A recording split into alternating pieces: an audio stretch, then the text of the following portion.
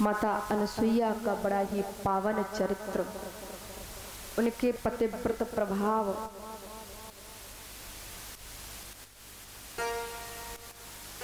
आज मैं तुम्हें माता सती उसके दाह की कथा का श्रवण कराऊंगा। तो कहने लगते हैं श्री सुखदेव जी की, हे राजन परीक्षित, दक्ष प्रसूति से 16 कन्याओं का अवतार हुआ। श्रद्धा मैत्री दया शांति स्तुष्टि पुष्टि क्रियोन्नति बुद्धिर्मेधा तितिक्षा मूर्ति धर्मस्य पत्नियः। धर्म की पत्नी जिनके नर नारायण पुत्र हुए, 13 कन्या महाराज धर्म को ब्याह दी गई, इनके नर नारायण पुत्र का जन्म हुआ और 3 पुत्री, एक अग्नि को और एक पितरों को, और एक पुत्री जो माता सती थी उनका विवाह भगवान भोलेनाथ के साथ में हुआ।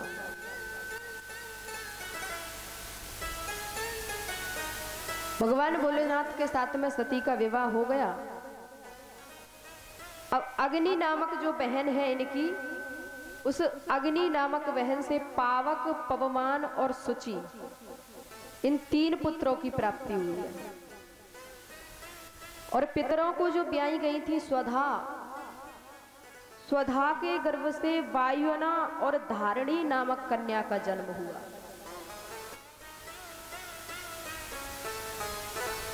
अब बची सती, इनके कोई संतान नहीं थी। माता सती को कोई संतान नहीं हुई। तो कहने लगते श्री सुखदेव जी महाराज की, हे राजन परीक्षित,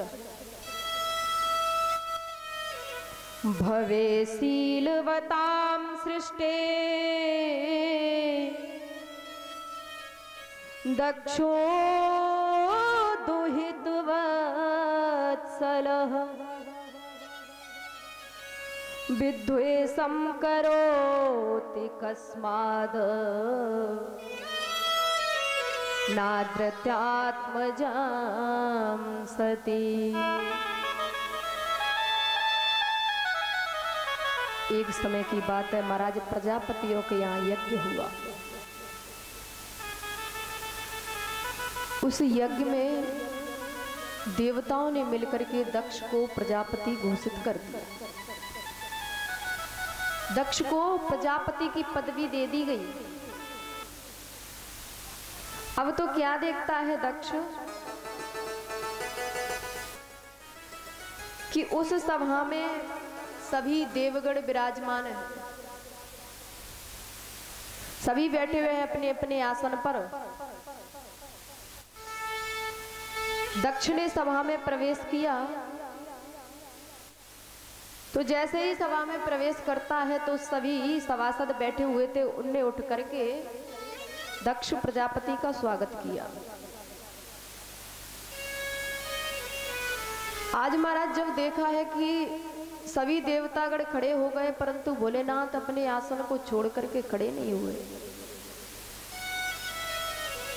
जब भोलेनाथ अपने आसन से खड़े नहीं हुए तो दक्ष आज अपने मन में सोचने लगता है, सभी ने मेरा स्वागत और सत्कार किया, परंतु ये भोलेनाथ खड़ा नहीं हुआ।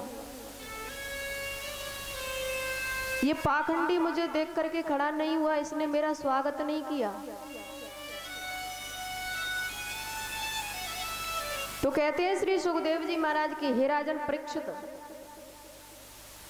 दक्ष इस प्रकार से अनाप शनाप बोलने लगा भगवान भोलेनाथ को, परंतु मेरे प्रभु तो कर्पूर गौरम करुणावतारम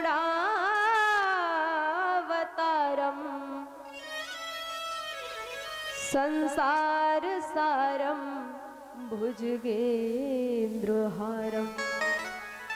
करुणा के अवतार है भगवान भोलेनाथ, करुणा के सागर है भगवान भोलेनाथ। अनाप शनाप कहता जा रहा है, कहता जा रहा है, परंतु भोले बाबा ने कुछ भी नहीं सुना, खड़े नहीं हुए। तो कहने लगता है ब्रह्मा जी के पास में जाकर के कि ये ब्रह्मा, तेरे कहने से मैंने अपनी बेटी का विवाह इस पाखंडी के, इस भूत के साथ में कर दिया। तो भक्तों आज इस प्रकार से कहने लगता है भगवान भोलेनाथ से, परंतु भोले बाबा कुछ बोलते ही नहीं। अरे ये क्या जाने, स्वागत और सत्कार करना, मरगटों में रहता है, भस्मी रमाता है, भूतों के साथ में इसका रहना और उठना बैठना है, ये कुछ जानता भी है। अब जैसे ही भगवान भोलेनाथ के भक्त वहां पर बैठे थे नंदी महाराज, जब महाराज नंदी ने इतनी बात सुनी तो सुनकर के एकदम से क्रोध में लाल हो गए। भगवान भोलेनाथ ने इशारा कर दिया, नंदी तुम बीच में मत बोलो तो अच्छा होगा, ये हमारी ससुराल की लड़ाई है। और महाराज आपको तो पता ही है ससुराल की गालियां भी मीठी लगती हैं, लगती हैं कि नहीं? जब शादी होने के लिए जाती है तो स्त्रियां गालियां गाती हैं, बड़ी सुंदर लगती हैं वो गालियां। तो भगवान भोलेनाथ कहने लगते हैं कि तुम बीच में मत बोलो, ये तो ससुराल की गाली है। नंदी जी से नहीं रहा गया।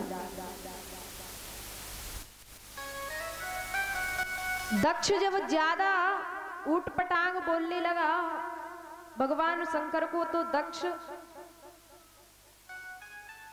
नंदी महाराज आज उठ खड़े हुए और कहने लगते हैं, दक्ष मैं जब से देख रहा हूं तू बोले ही जा रहा है, बोले ही जा रहा है। भगवान भोलेनाथ तेरे स्वागत में खड़े नहीं हुए, क्या इसका कारण तू जानता है? तो भक्तों कहते हैं श्री सुखदेव जी महाराज की, हे राजन परीक्षित, मेरे भोलेनाथ को तो सदैव कन्हैया के नाम की मस्ती छाई रहती है। भगवान के ऊपर, भोलेनाथ के ऊपर सदा कन्हैया की रंगत रहती है। कन्हैया का ध्यान कर रहे थे भगवान भोलेनाथ, और इस कारण से उन्होंने ध्यान नहीं दिया और अपने आसन को छोड़ करके खड़े नहीं हुए।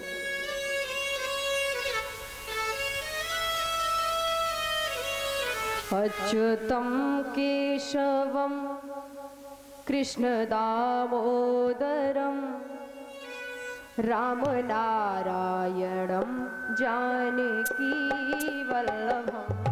अच्युतम केशवम कृष्ण दामोदरम राम नारायणम जानकी वल्लभम।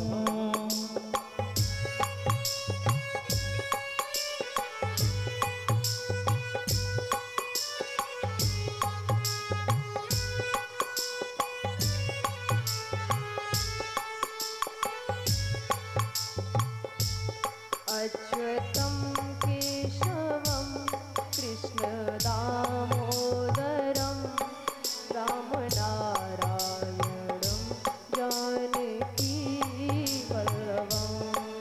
अच्युतम केशवम कृष्ण दामोदरम राम नारायणम जानकी वल्लभम।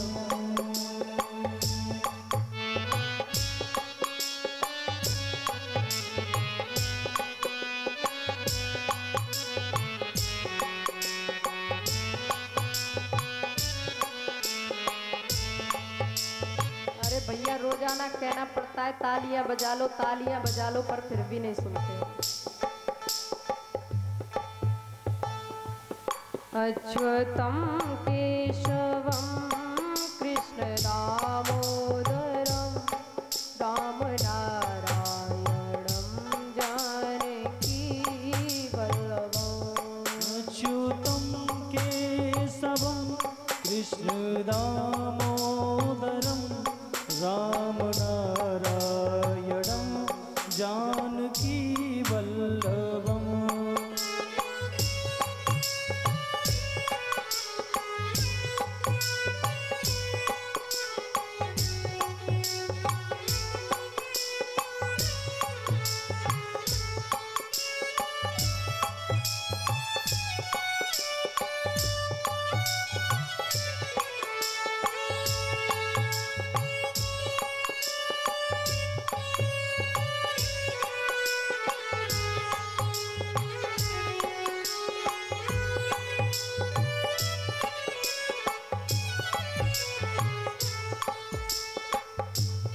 लोग कहते हैं भगवान आते नहीं, लोग कहते हैं भगवान आते नहीं।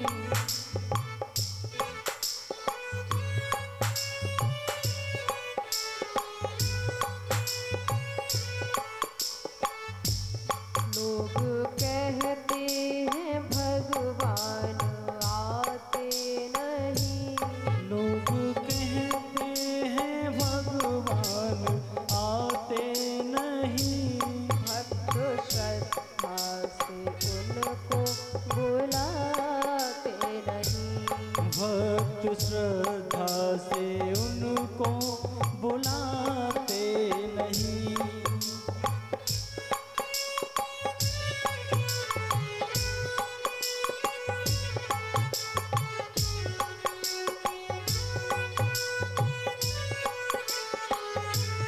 अच्युतं केशवं कृष्ण दामोदरं अच्युतं केशवं कृष्ण दामोदरं राम नारायणं जानकी वल्लभम्।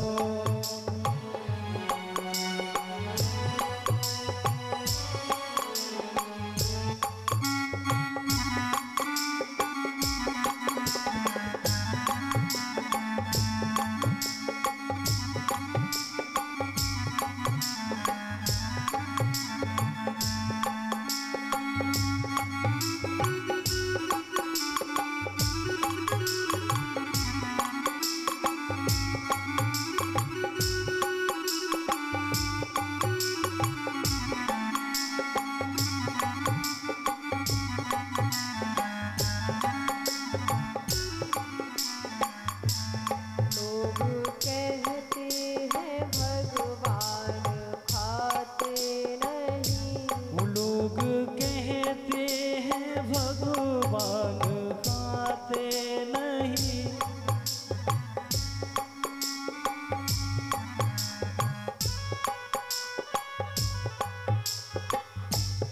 लोग कहते हैं भगवान खाते नहीं, लोग कहते हैं भगवान खाते नहीं।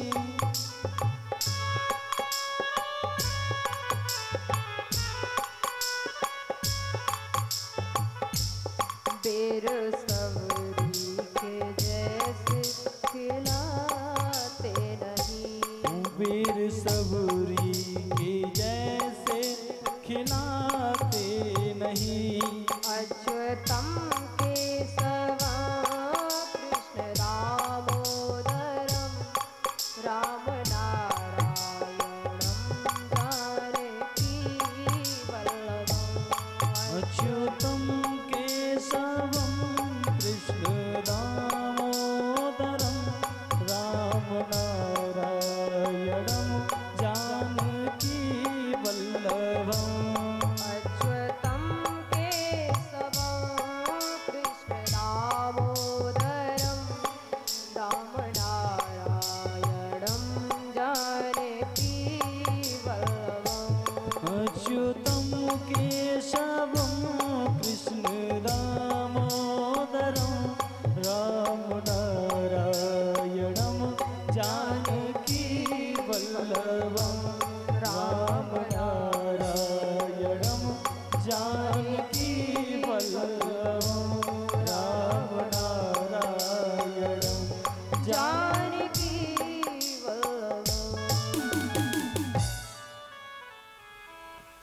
कहते हैं भगवान भोलेनाथ।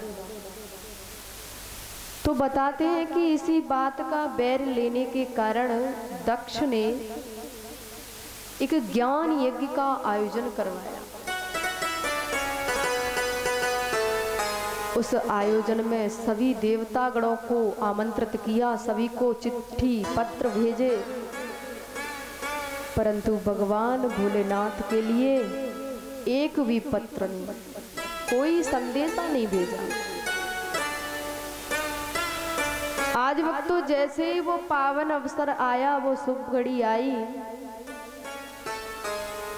तो उस पावन अवसर पर सभी देवतागण अपने अपने विमानों में बैठ करके सुंदर सुंदर वस्त्र आभूषण पहन करके कैलाश पर्वत की ओर से निकल रहे हैं।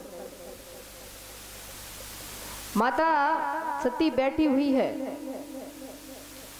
जब माता ने देखा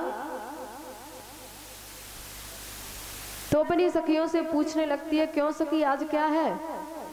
अरे आज तो दीपावली भी नहीं, कोई त्योहार भी नहीं, फिर ये नए नए वस्त्र पहन के कहां जा रही हो? मुझे बताया नहीं। तो वक्त उस सखी ने कहा कि बहन, तुझे नहीं पता कि हम कहां जा रहे हैं? कि नहीं तो तेरे पिता ने एक विशाल ज्ञान यज्ञ का आयोजन किया है, हम सब उसी में सम्मिलित होने के लिए जा रहे हैं। अब तो जैसे ही सती ने सुना, एकदम से स्तब्ध होकर के चुपचाप वक्तो आ जाती हैं भोले बाबा के पास में। भोले बाबा के पास में आ जाती है माता और कहने लगती है, प्रभु आपने मुझे बताया नहीं कि मेरे पिताश्री के यहाँ पर यज्ञ हो रहा है। अरे पिताश्री के यहाँ यज्ञ हो रहा है, आपने बताया नहीं, मैं अकेली रह गई, मेरी सारी सखियां निकल गई। तो भगवान भोलेनाथ ने कहा, सती अब मैं तुम्हें क्या बताऊं, तुम्हारे पिता ने विशाल ज्ञान यज्ञ का आयोजन किया, परंतु समस्त देवता गणों को न्योता भेजा है, मेरे लिए कोई भी आमंत्रण पत्र नहीं, कोई भी बुलावा नहीं हमारे लिए। सती कहने लगती है, बाबा ये आप कैसी बात करते हो? अरे मेरे पिता के यहाँ यज्ञ हो और मैं रह जाऊं, ऐसा तो हो ही नहीं सकता। तो वक्त भगवान भोलेनाथ आज समझाने लगते हैं माता पार्वती को कि हमें किसी भी स्थान पर बिना बुलाए नहीं जाना चाहिए।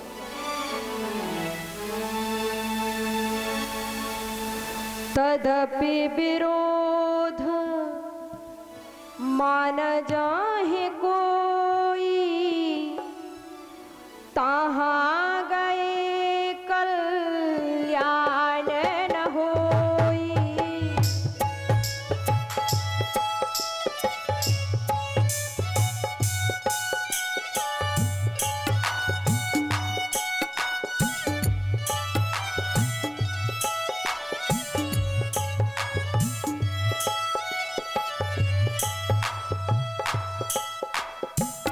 तदपि विरोध मान न कोई, तहाँ गए कल्याण न होई, तहाँ गए कल्याण न होई।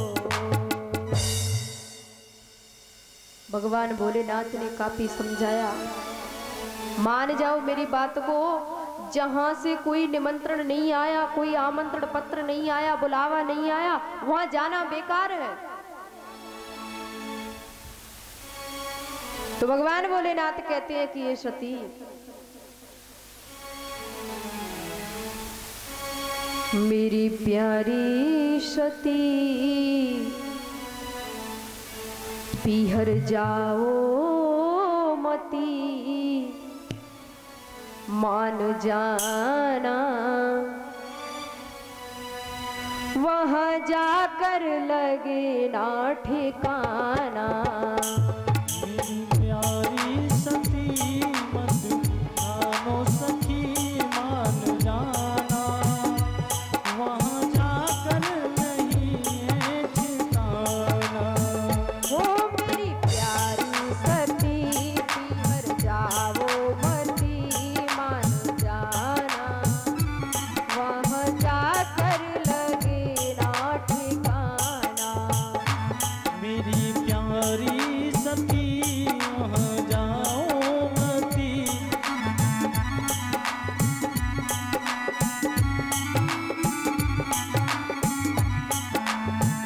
आज माता जैसे ही देखती है सुंदर सुंदर विमानों को, जैसे ही सुंदर सुंदर विमान देखे अपनी सखियों को देखा, आज माता का मन एकदम से व्याकुल होने लगा। सती बिलो के व्योम विमाना, सती बिलो के व्योम विमाना।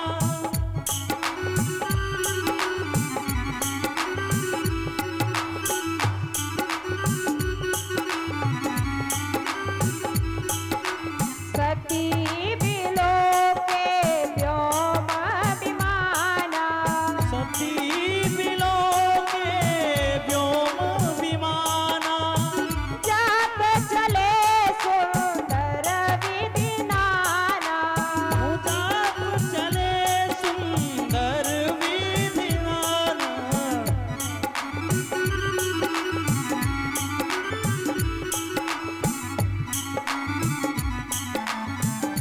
आज वक्त तो भोलेनाथ ने मना किया है, फिर भी माता सती नहीं मानी। भगवान भोलेनाथ की एक बात नहीं मानती है। भगवान भोलेनाथ से निवेदन करने लगी, प्रभु मैं नहीं रुक सकती। जदप मित्र प्रभु विष्णु गुरु गेहा,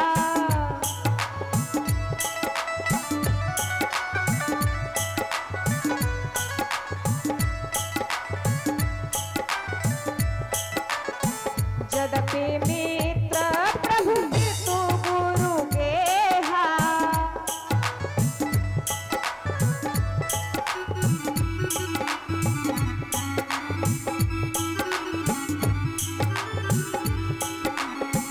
जायऊ बिनु भूले न संदेहा, जाहे ऊ बिन बोले हो न संदेहा।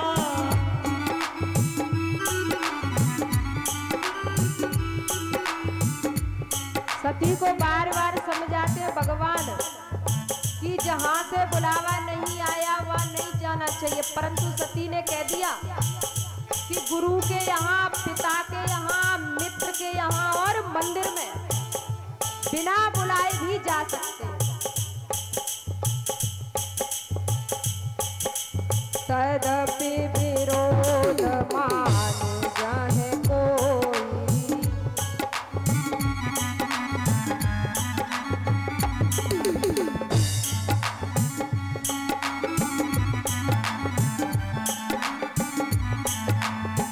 तदपि विरोध मान जाहे कोई।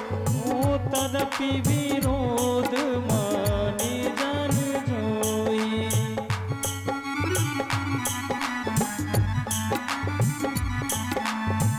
कहाँ गए कल्याण न होई, तहाँ गए कल्याण न होई।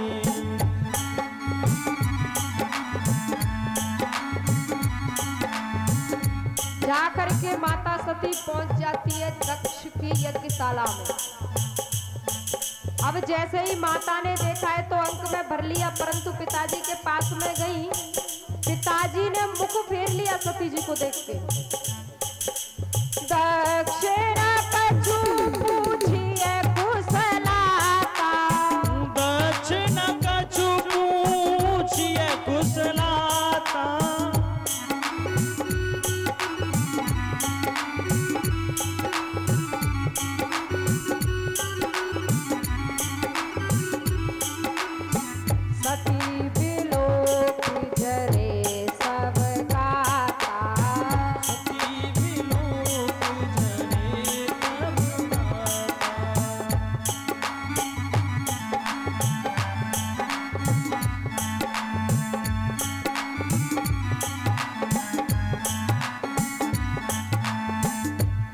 आज जैसे ही पिता ने बेटी को देख करके मुख फेर लिया है, बहनें उल्टे सीधे सवाल करने लगी। अरे बहन तू अकेली आई है, उस भूतनाथ को अपने साथ में लेकर के नहीं आई? तो माता को अत्यधिक क्रोध आने लगा। आज यज्ञशाला में जाकर के देखती है, वहां पर भगवान भोलेनाथ का कोई भाग नहीं था, कोई स्थान नहीं था। क्रोध में आकर के माता सती यज्ञशाला में खड़ी हुई है। अपने योग बल के कारण माता सती ने अस कहियो तनु जारा, अस कहियो अगिन तन जारा,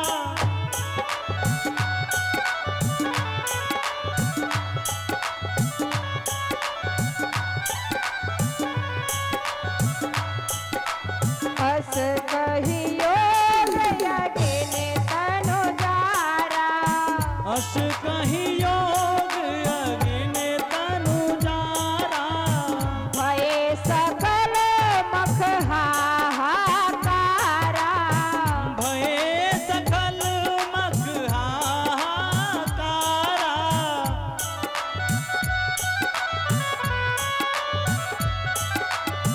भये सकल मख हाहाकारा, भये सकल मख हाहाकारा, भये सकल मख हाहाकारा।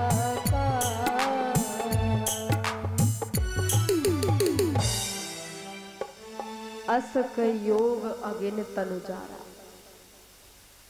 अपने योग बल के कारण क्रोध में आकर के माता सती ने उसी यज्ञशाला में जाकर के अपने शरीर को छोड़ दिया।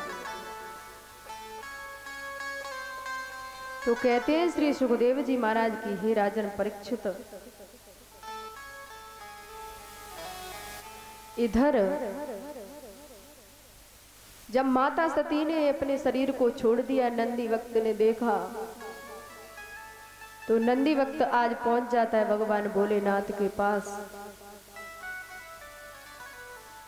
भगवान भोलेनाथ को सारा वृत्तांत कह सुनाया। इधर वक्त तो भगवान भोलेनाथ अत्यधिक क्रोध में,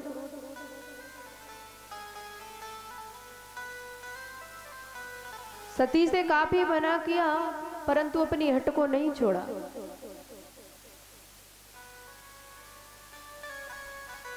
नाघं प्रजेशं बालानां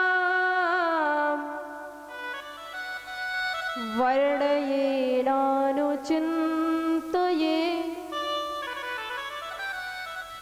देवमाया विभूतानां दंडस्तत्र धृतो मया।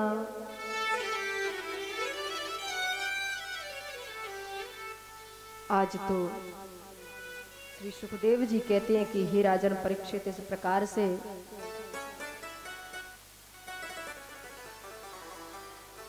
भोलेनाथ ने क्रोध में आकर के अपनी जटा को पृथ्वी पर पटक दिया। उससे एक विशाल वीरभद्र नाम का पुरुष उत्पन्न हो गया।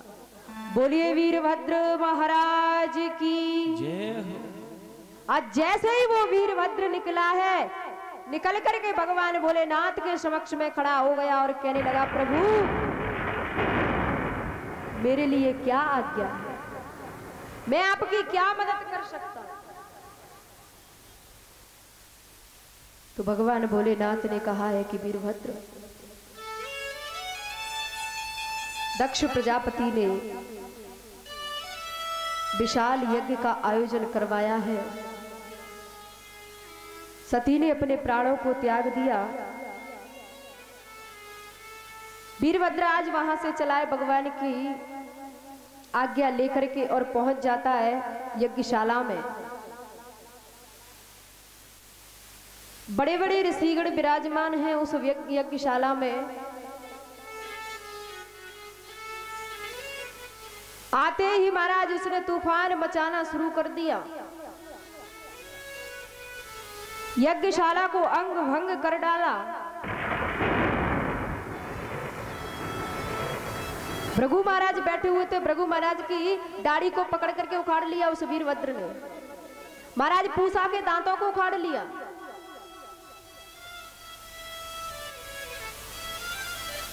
कहते हैं श्री सुखदेव की, हे राजन परीक्षित, जिन जिन्होंने माता सती को अपशब्द कहे, वीरभद्र ने उन सब को खंडित विखंडित कर दिया। आत्ममाया समाविश्वं सोम गुड़ी मई ध्वज सृजन रचन हरन विश्वं दग्धे संज्ञा क्रियोचितम्।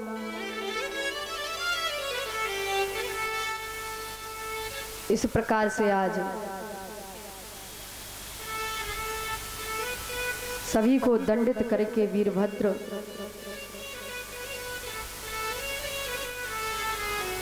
भगवान के पास में जाकर के पहुंचा। अब महाराज नंदी महाराज आ गए और कहने लगे कि प्रभु, आपने सभी को दंडित कर दिया, परंतु जिसने ज्यादा अपराध किया अपने उसे तो दंडित किया ही नहीं। जब माता सती ने यज्ञशाला में प्रवेश किया था तो दक्ष प्रजापति ने देख करके और मुख फेर लिया। माता का स्वागत सत्कार कुछ भी नहीं, मुख से बोले भी नहीं।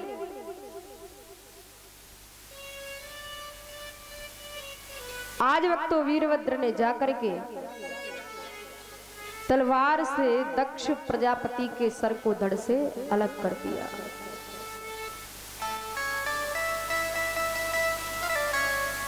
यज्ञशाला में हाहाकार मच गया।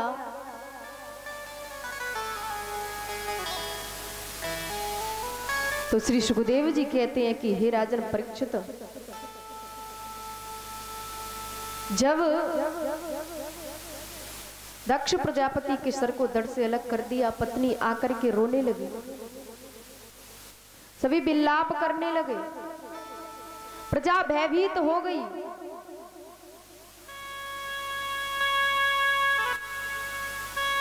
इधर भगवान भोलेनाथ कैलाश पर्वत पर विराजमान माता सती के वियोग में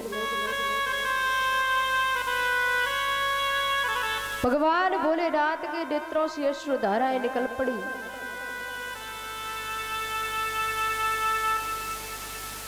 इधर जैसे ही देखा है तो यज्ञशाला में उसकी पत्नी पड़ी हुई है, अपने पति को अपनी गोद में लेकर के आज विलाप करने लगती है, कहने लगती है प्रभु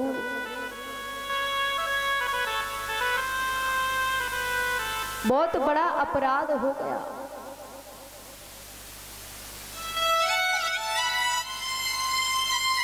उस अपराध का इतना बड़ा दंड, हे भोलेनाथ, आप तो करुणा के सागर हैं, करुणा के अवतार हैं, फिर ये कैसा अन्याय प्रभु। रो रो करके विलाप करती हुई आज वो पत्नी पहुंच जाती है कैलाश पर्वत पर, अपने पति के सर को लेकर के। तो वक्त तो जैसे ही भगवान भोलेनाथ ने देखा है, रो रो करके भगवान भोलेनाथ के चरणों को भिगो दिया, प्रार्थना करने लगती है कि हे प्रभु, मैं आपकी एक दासी हूं, आपकी एक सेविका हूं, मैं आपके चरणों में हूं, मैं इतना दुख सहन नहीं कर सकती।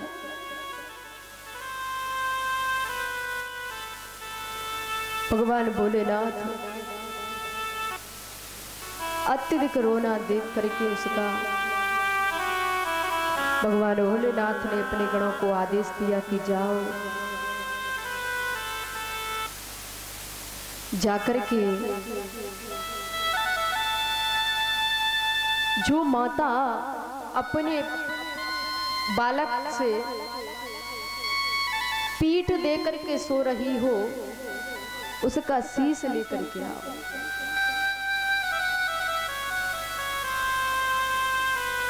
तो देखा है तो गढ़ तुरंत लौट करके आ जाते और कहने लगते, भोलेनाथ हमें तो पूरे संसार में ऐसा कोई भी दिखाई नहीं पड़ता। तो आज वक्त तो भगवान भोलेनाथ ने दक्ष के अहंकार को देखते हुए, दक्ष की इस दुर्भावना को देखते हुए भगवान भोलेनाथ ने बकरे का शीश दक्ष को प्रदान कर दिया। अब तो दक्ष जैसे ही बकरे का शीश लग जाता है तो आनंदित होकर, प्रफुल्लित होकर के मैं के शब्द के द्वारा भगवान भोलेनाथ की स्तुति करने लगा।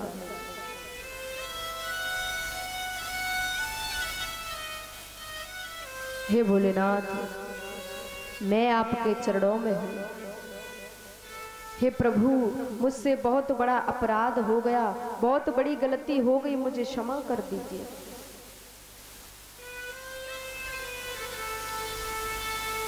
तो इस प्रकार से वक्त तो कहते हैं श्री सुखदेव जी की, हे राजन परीक्षित, माता सती से भगवान का वियोग हुआ। इधर दक्ष को भगवान ने बकरे का शीश प्रदान करके अपनी भक्ति को सार्थक कर दिया। आगे बताया है कि हे राजन, भागवत जी में अनेकों ऐसे भक्त हुए जिन्हें भगवान ने आकर के स्वयं थामा है, स्वयं मेरे गोविंद ने आकर के उन्हें दर्शन दिया है। तो परीक्षित कहने लगते हैं, महाराज मुझे बताने की कृपा कीजिए, मेरा मन लालायित हो रहा है सुनने के लिए। प्रियव्रतो तान पादो शत्रुपायते सुतो वासुदेवस्य कलया रक्षायाम जगस्थितो।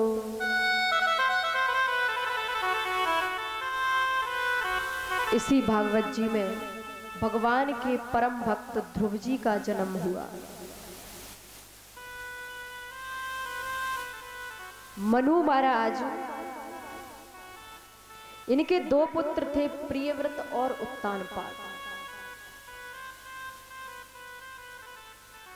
उत्तानपाद महाराज जो थे, उनका विवाह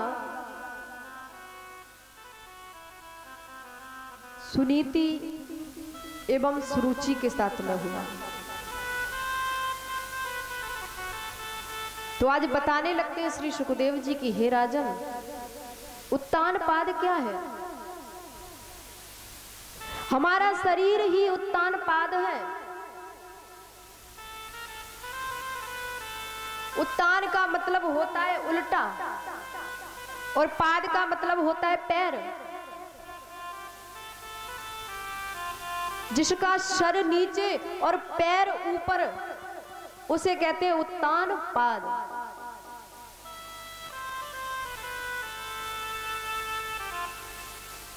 तो हम सभी मनुष्य, हमारे सर नीचे होता है और पैर कहाँ होते हैं? ऊपर। अब ये मत कहना कि हम तो सीधे बैठे हैं, पैर नीचे हैं और सर ऊपर है। पर नहीं मेरे प्यारे, उस दिन को याद करो जब तुम मां के गर्भ में थे।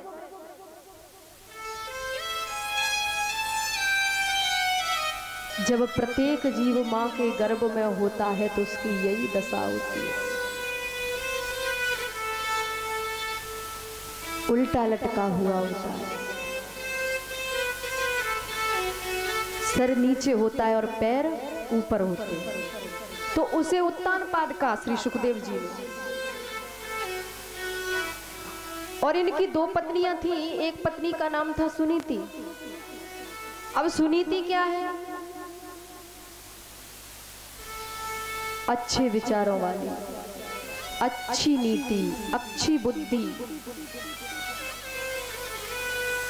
अब ये जो शरीर है उत्तानपाद, इस शरीर के दो विवाह हुए, सबकी दो दो पत्नियां हैं। प्रत्येक जीव की, प्रत्येक शरीर की, प्रत्येक मनुष्य की दो दो पत्नियां हैं।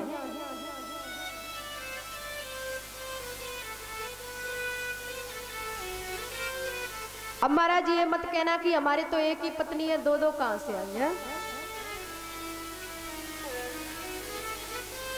एक ही पत्नी थे, घर में इतना झगड़ा हो, तो अगर दो पत्नी है गई तो फिर क्या होगा? पर ये बात सत्य है, हमारी दो पत्नियां हैं,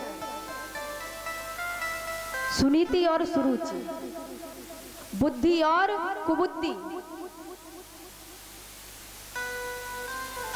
अच्छी राह पर चलने वाली है, उसे सुनीति कहा है। अपने मन में मस्त रहने वाली, अपनी बात को सार्थक करने वाली सुरुचि, अपनी ही रुचि में रुचि रखने वाली। तो महाराज का प्रथम विवाह सुनीति के साथ में हो जाता है, परंतु सुनीति, आज सुनीति, उसके गर्भ से किसी बालक ने जन्म नहीं लिया, उसके संतान नहीं थी। तो महाराज ने सुरुचि को देखा और महाराज मोहित हो गए और सुरुचि के साथ में विवाह कर लिया।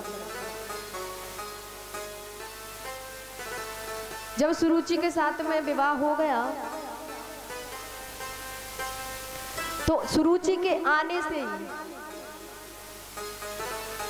सुरुचि ने महाराज की जो पहली पत्नी थी सुनीति, उसे घर से निकलवा दिया। अब तो एक सुंदर सी पड़ कुटी बना करके सुनीति रहने लगती है। गर्व से है माता सुनीति, पड़ कुटी में निवास करती है, संतों के साथ में कीर्तन भजन करती रहती है माता सुनीति। सुरुचि महलों में रहती है। दैव योग, वो सो अवसर, वो पावन घड़ी, माता का गर्भ पूर्ण हुआ, बालक के आने की तैयारियां होने लगी। बड़ा ही शुभ मुहूर्त, ऐसे मुहूर्त पर भगवान के परम भक्त ध्रुव जी महाराज का प्रादुर्भाव हुआ। बोलिए ध्रुव जी महाराज की जय। अर्थात कीर्तये वंशम पुण्य कीर्त कुरुदः स्वयंभुवस्यापि मनोहरे संजन्मनः।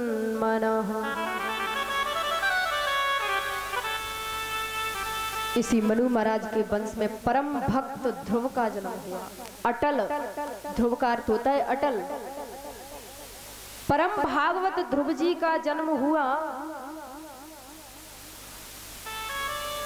अब तो जो माता सुनीति है, छोटे से बालक को सत्संग में लेकर के जाती है, महात्माओं के पास में अपनी गोद में बिठा लेती है, नन्हे से बालक को बिठा करके सत्संग करवाती है। धीरे धीरे देव योग वो बालक बड़ा होने लगा, धीरे धीरे बड़ा होने लगता है। वक्त तो माता के साथ में संतों के बीच में बैठ करके ज्ञान की बातों का स्मरण करता है।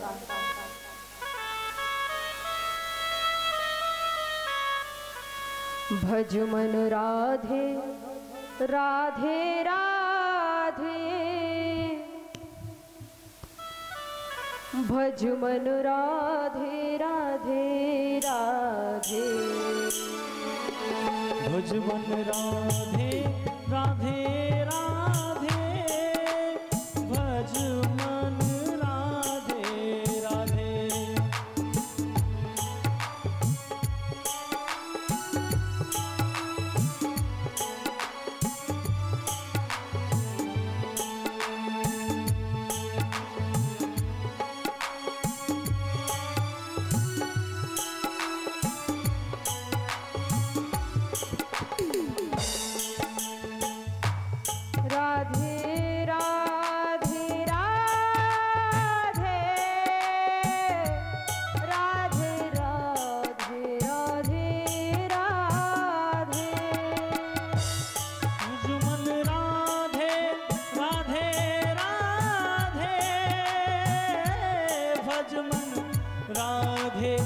राधे राधे।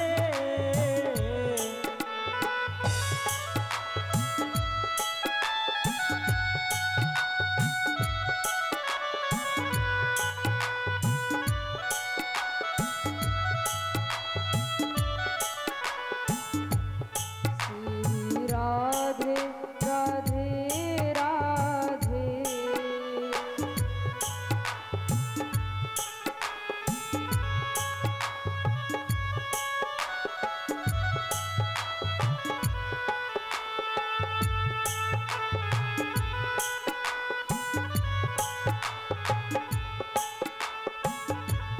भज मन राधे राधे राधे।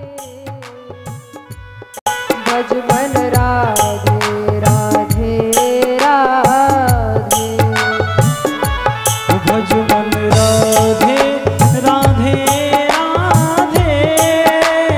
भज मन राधे राधे राधे।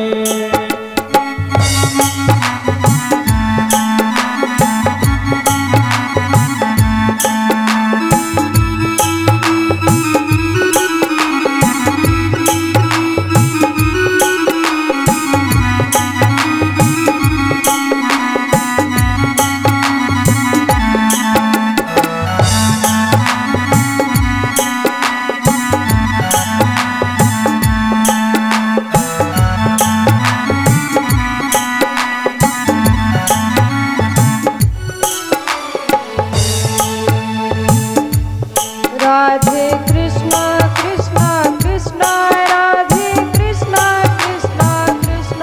राधे कृष्ण कृष्ण कृष्ण राधे कृष्ण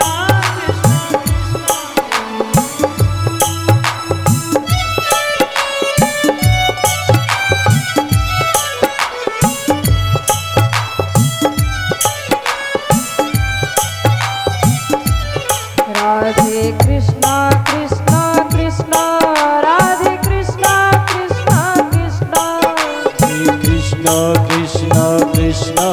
राधे कृष्ण कृष्ण कृष्ण। राधे कृष्ण कृष्ण कृष्ण राधे कृष्ण कृष्ण कृष्ण। राधे कृष्ण कृष्ण कृष्ण राधे कृष्ण कृष्ण कृष्ण। भज मन राधे राधे राधे। प्यारे श्रीमन राधे राधे राधे। ओ भज मन राधे राधे राधे। भज मन राधे राधे राधे।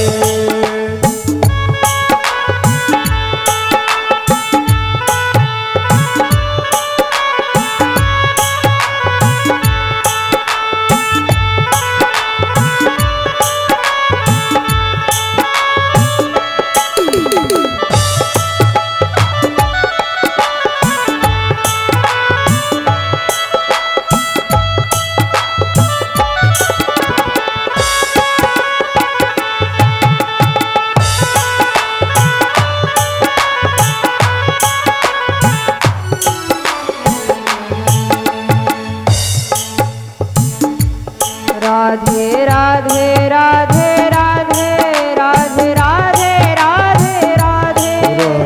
राधे राधे राधे राधे राधे राधे राधे। राधे राधे राधे राधे राधे राधे राधे राधे। राधे राधे राधे राधे राधे राधे राधे। राधे राधे राधे राधे राधे राधे राधे राधे। राधे राधे राधे राधे राधे राधे राधे राधे। राधे राधे राधे राधे राधे राधे। ओ राधे राधे राधे राधे। अजुमन राधे राधे राधे। राधे राधे राधे राधे राधे राधे राधे। राधे राधे राधे राधे। भज राधे राधे राधे राधे। राधे राधे राधे राधे राधे राधे राधे राधे। राधे राधे राधे राधे राधे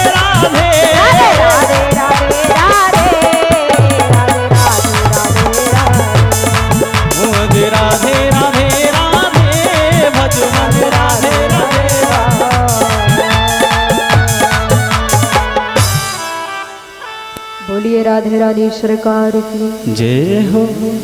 गोविंद के चरणों का ध्यान करता है, स्तुति करता है, तन्मयता के साथ में गान करते हुए आज अपनी माता को गोविंद के चरणों का ध्यान करते हुए देखता है। माता जिस प्रकार से करती है बालक उसी प्रकार से करने लगता है। एक दिन की बात महाराज, महलों की तरफ खेलता खेलता चला गया वो बालक। तो क्या देखता है कि महलों में जैसे ही प्रविष्ट किया तो उत्तानपाद महाराज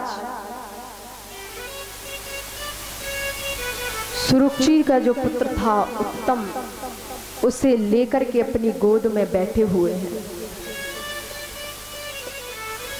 जब ध्रुव जी ने ये देखा तो ध्रुव जी दौड़ करके सिंहासन के समक्ष में पहुंच गए। महाराज उत्तानपाद ने ध्रुव जी को पकड़ करके अपनी गोद में बिठा लिया। तब तक क्या हुआ कि जो माता सुरुचि थी उसने देख लिया कि उत्तानपाद महाराज अपनी गोद में ध्रुव को बिठाए हुए हैं। तो एकदम से सुरुचि क्रोध में आकर के महाराज उत्तानपाद के पास में आ गई। भक्तों, ध्रुव जी के हाथ को पकड़ा माता सुरुचि ने और पकड़ करके झट से नीचे फेंक दिया। छोटे से नन्हे से ध्रुव जी महाराज, माता सुरुचि ने हाथ पकड़ करके नीचे गिरा दिया। नन्हा सा बालक आज तो फूट फूट करके रोने लगता है। रोता हुआ वो बालक अपनी माता सुनीति के पास में जाकर के पहुंचा और कहने लगता है, माँ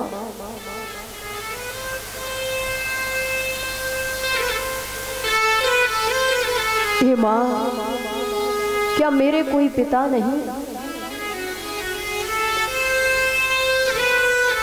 माता सुरुचि ने झट से नीचे गिरा दिया।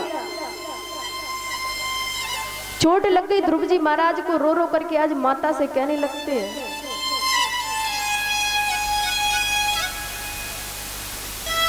रोए रोए कहे ध्रुव महाराज, मैया मोय मोशी ने मारो। रोए रोए कहे ध्रुव महाराज, मैया मोय मोशी ने मारो। रोई रोई कहीं ध्रुव महाराज, मैया मोई मौसी ने मारो।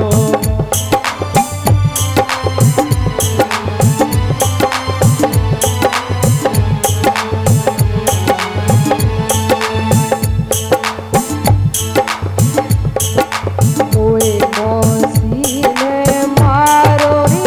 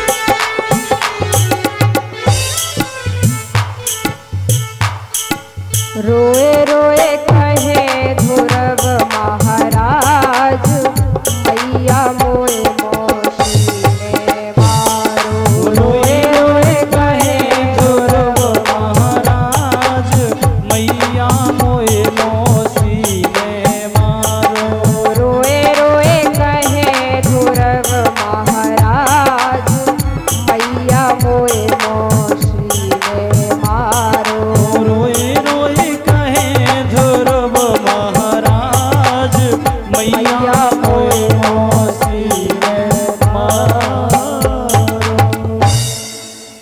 आज नन्हे से ध्रुव जी महाराज रोकर के माता के पास में पहुंचे। रो रो करके माता को सारा वृत्तांत सारा हाल क्या सुनाया। नैनन में नीर भरे अपमान जाने भरे आए। ताकत मुख तात को न धीरज बंधाई है।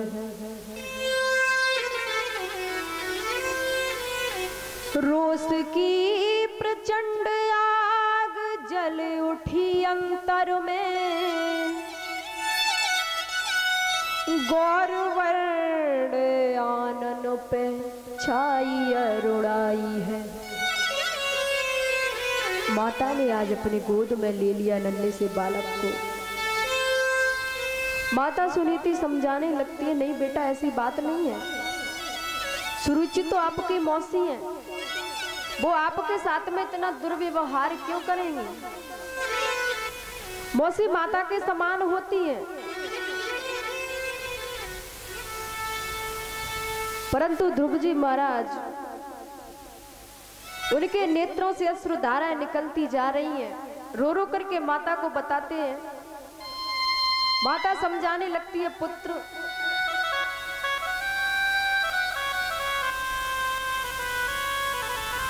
आज ध्रुव जी माता से प्रश्न करने लगे कि माता, क्या संसार में मेरा कोई पिता नहीं, मेरा कोई अपना नहीं। माता ने कहा, पुत्र ऐसी बात नहीं है, महाराज उत्तानपाद आपके पिता हैं। ध्रुव जी ने कहा, नहीं मां, वो मेरे पिता नहीं है। अरे पिता ऐसे होते हैं क्या। माता सुरुचि ने बाप पकड़ के मुझे नीचे धकेल दिया। पिता ने एक बार भी अपने मुख से एक शब्द नहीं निकाला। मेरे पिता हो ही नहीं सकते। माता के सामने हाथ जोड़ लेते नन्हे से ध्रुव जी महाराज और कहने लगते हैं, माता कृपा करके मुझे बताने की चेष्टा करें कि मेरा पिता कहाँ है, कहाँ रहता है, कैसा है। मुझे अपने पिताजी के पास में जाना है, उनकी गोद में बैठना है, उनके हाथों से भोजन करना है, उनके साथ रहना है। अत्यधिक जिद करते हैं छोटे से नन्हे से ध्रुव जी। माता ने कह दिया कि बेटा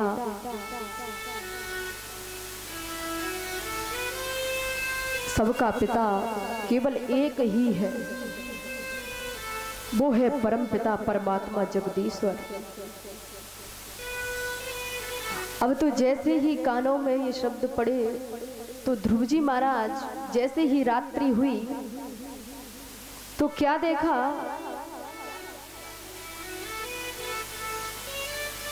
कि रात्रि में मास हो गई और ध्रुव जी महाराज ने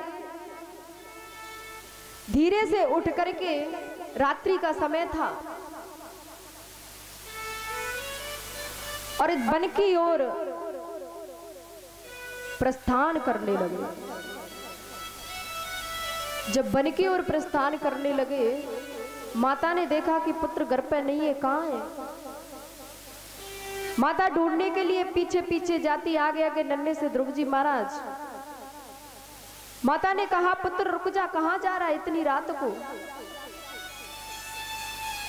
ध्रुव जी महाराज ने कहा, माँ मैं अपने उस परम पिता परमात्मा को, अपने पिता को ढूंढने के लिए जा रहा हूं।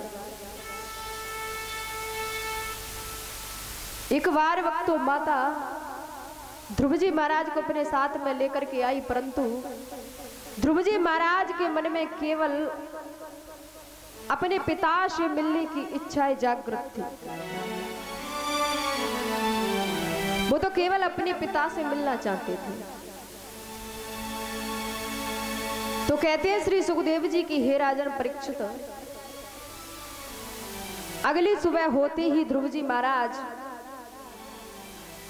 चल देते हैं वन की ओर परमपिता परमात्मा की खोज करने के लिए। रास्ते में जाकर के नारद जी से इनकी भेंट हो गई।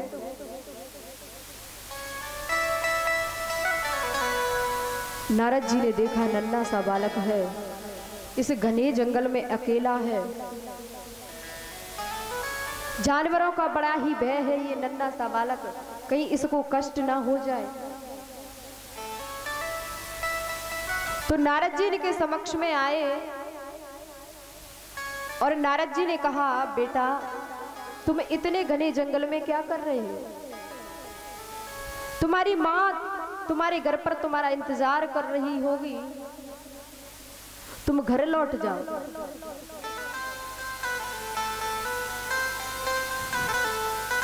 ध्रुव जी महाराज ने कहा, बाबा नहीं, मैं अपने पिता की खोज करने के लिए इस जंगल में आया हूं, अब मैं घर नहीं लौट सकता। अब तो मैं अपने पिता को ढूंढ कर ही लेकर ही अपने साथ में घर को लौटूंगा, अन्यथा नहीं लौटूंगा।